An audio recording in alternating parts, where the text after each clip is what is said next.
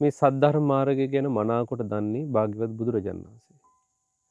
භාග්‍යතුන් වහන්සේ තරම් ප්‍රතිපදාවල් ගැන දන්න කෙනෙක්, දකින කෙනෙක් ලෝකයේ කොහේවත් නැහැ. පින්වත්නි, භාග්‍යතුන් වහන්සේ වදාලා ආභි සමාචාරික ධර්ම යමෙක් පුරුදු කරගන්නේ නැත්නම්, ඒ වඩන්නේ නැත්නම්, ඒක පරිපූර්ණ කරගන්නේ නැත්නම්, එයා නම් වතපිලිවෙතක් කරනවා කියන එක වෙන්නේ නැහැ.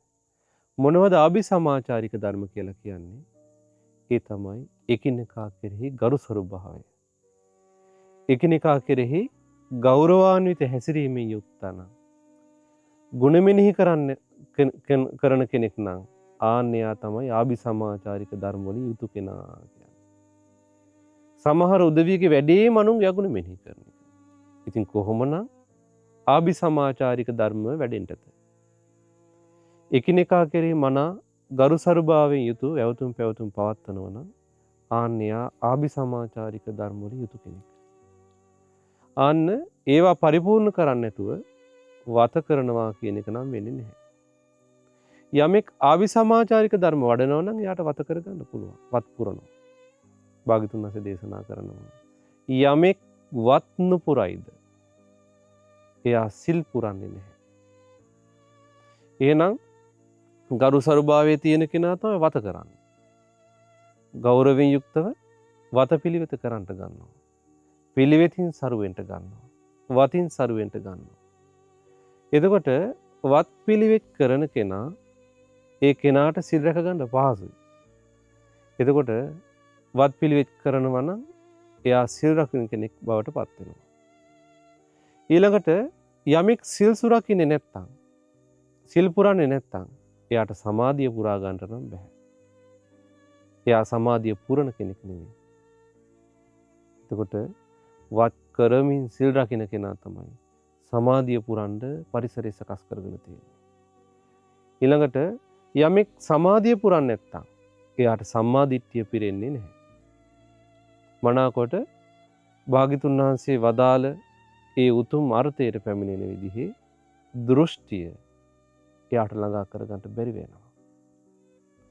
යමෙක් ඒ දෘෂ්ටියට පැමිණෙන්නේ නැත්නම් ආන්න උට දුකින් නිදහස් වෙන්න විදිහක් නැහැ.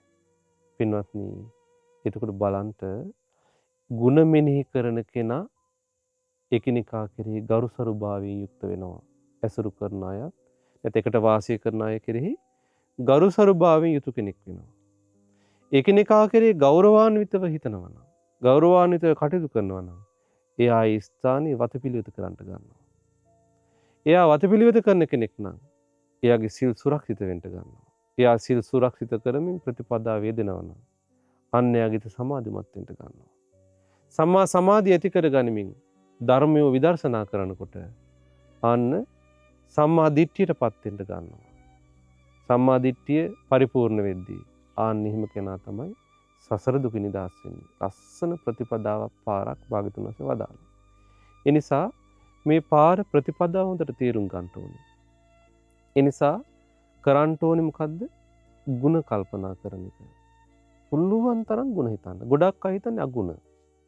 ಗುಣ මකන එකමයි ගොඩක් අය කරන්නේ. ಗುಣ මක්කෝ ගොඩයි. වැඩිපුර ඉන්නේ මේ සමාජයේ ಗುಣ මක්කෝ. පේන ගුණේ මකමකා දානවා. දැන් ඕම හිටියට අපි දන්නවනේ. නැත්තම් කිය දැන් ඔහොම වුණාට අපි ඉස්සරහට වෙන දේ බලමුකෝ. කියා ಗುಣ මකන්නමයි බලන්නේ. නැති අගුණයක් හොයන්නමයි බලන්නේ. මේ ಗುಣ පේනවා, ප්‍රකට වෙනවා. කල්පනා කරන්නේ ගුණය ගැන. එච්චරට සමාජය පිරීලා. ඒ කියන්නේ ಗುಣ මෙනෙහි කරන එක අඩුයි, ಗುಣ මෙනෙහි කරන අය අඩුයි කියන්නේ ආභි සමාචාරික ධර්ම වඩන අය අඩුයි කියන එක. ආභි සමාචාරික ධර්ම වඩන අය අඩුයි කියන්නේ වතපිළිවෙත කරන අය අඩුයි, වැඩ කරයි. හැබැයි වතපිළිවෙත විදිහට වෙන්නේ නැහැ. වතපිළිවෙත කරන අඩුයි කියන්නේ එයාලා මනාකොට සිල් සුරකින්න අය නෙමෙයි. මනාකොට සිල් සුරකින්නේ නැත්තම් සම්මා සමාධිය වඩන අය නෙවෙයි උන්. සම්මා දිට්ඨිය කොහොමනම් පරිපූර්ණ කරන්නද? උන්ට දුකින් නිදහස් වෙන්න බෑ. එහෙමනම් හරියට වස්ත්‍රයකින් ප්‍රයෝජන තියෙන කෙනෙක් මාවතක යද්දී අසූචි තැවරුණු පැත්තක අසූචි තැවරුණු වස්ත්‍රයක් දුටුවොත් එයා අසූචි නොගෑවුණු අවසානම තැන නැත්තම් අසූචි ගෑවුණු තැනට කිට්ටුම තැනින් මාපට ඇඟිල්ලෙන් කකුලිත් තද කරලා ඉතුරු ටික හොඳට කිරලා ගන්නවා වගේ එකට ඉන්න පිරිසගේ ගුණම කල්පනා කරන්න ගත්තොත් Tamanට ඒකනේ ප්‍රයෝජනෙ පිණිස පවතින්නේ. ආන්න එයාට ආභිසමාචාරික ධර්ම වැඩෙන්න ගන්නවා. ආභිසමාචාරික ධර්ම වැඩෙන කෙනාගේ හිත නැවෙනවා වතපිළිවෙත කරන්න.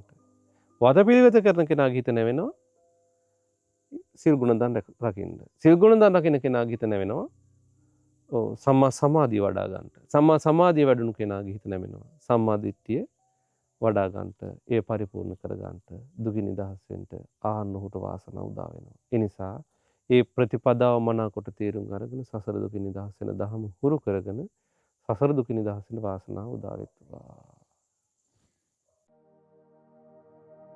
මෙවැනි වටිනා ධර්මදේශනා නැරඹීමට ගෝසිංහ වන අරණ YouTube චැනලය සබ්ස්ක්‍රයිබ් කර සීනුව ලකුණ ඔබන්න.